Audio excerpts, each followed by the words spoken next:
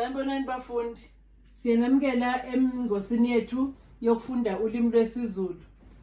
Isifundo sethu sanamhlanje esephepha lesibili. Lapho sisebenzisa khona incwadi kaBP Maphumulo ethi kudele owaziyo. Sizokwenza ke umbuzo omude ingxenye yesibili. Umbuzo oqala uthi ke phawula ngeqhaza lalabo abadlali kanye nobunjalo babo. Abadlali ke sibanikeziwe uMdaluli, uMamlanduli, uMbhebhezeli. Uyabona ke mfundi ukuthi imiklomelo lapha mihlanu ngomlingiswa ngamunye. Sizoqala ke ekuqaleni. uMdaluli uyiqhawe lomdlalo ngoba indaba ithi iqala nje sibe simthola ebhekana nenkinga ekhulayo ize ifike kuvuthondaba.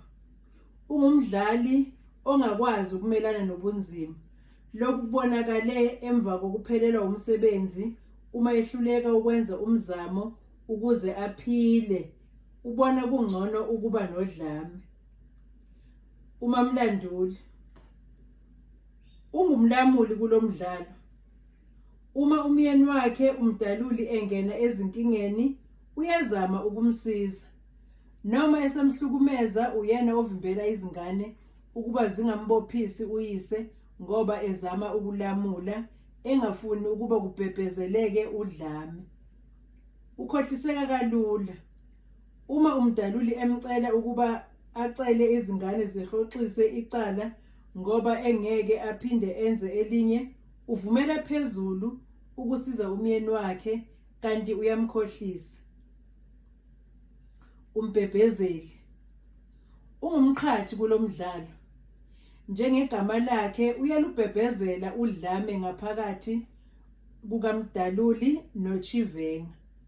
Uyena oqashisa uMdaluli ngokuthi umsebenzi wakhe njengoba usuthathwe uChivenga akamyele enyangeni. Uyiphici ngoba emva kokweluleka uMdaluli ngenyanga uyasuka uvakashela uChivenga esibhedlela ufuna ukumtshela ukuthi uyazi ukuthi uthakathwa ngubani.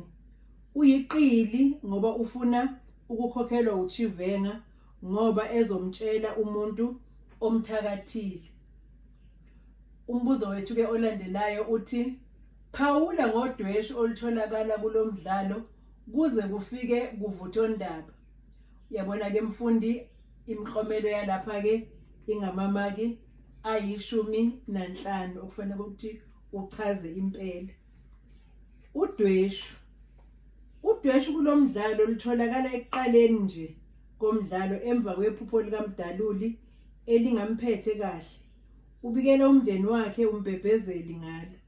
Emva kwezinsukwana umphumela wephupho uyabonakala. uMdaluli nabanye asebenza nabo baphelelwa umsebenzi. Lokho kwenza impilo ibe nzima kwaMemela. Kuqala ubunzima emzini kaMemela. uMdaluli uyehluleka ukuthola umsebenzi wokwakhela abantu ngoba bebona ebiza. Bancamela ukwakhelwa uChivenga. Uhlukumeza umkakhe uMamlanduli, izingane ziyambophisa. Uyaphuma esitokisini uxosha izingane zakhe uze uzilandela ngesibhamu. Uyaqhubeka ulandelana noChivenga ngoba enenkolelo yokuthi uyena omephuca iqatha emlonyeni, omephuca isinkwa. Ulalela uChivenga unyendle endleleni lapho ehlose khona ukumbulala. Kuze kulamula ukuqhamuka kwamaphoyisa bese ekhalelwa amasongo sikaSigonyela aboshwe. Uvuthondaba lulapho eseboshiwe esebiza bonke abantu ake wabahlukumeza ngoba efuna ukuxolisa kubona. Umbuzo olandelayo uthi hluza isakhiwo salomdlalo ngaphansi kwalezi zihlokwana. Isingeniso imiklomelo emithathu, umzimba imiklomelo 10 kanye nesiphetho imiklomelo 2. Isingeniso ibanga leli lapho sethulelwa khona iqhawe lomdlalo kanye nesisusa sodweshu. Kulapho umdlalo sethulelwa umlanduli, umdaluli memela njengeqhawe lomdlalo. Isisusa sodweshu yiphupho avuke nalo umdaluli. Leli phupho liyisibikezelo sezinkinga zikaMdaluli. Umzimba ibanga leli lokubhebhetheka kodweshu oluqale esingenisweni.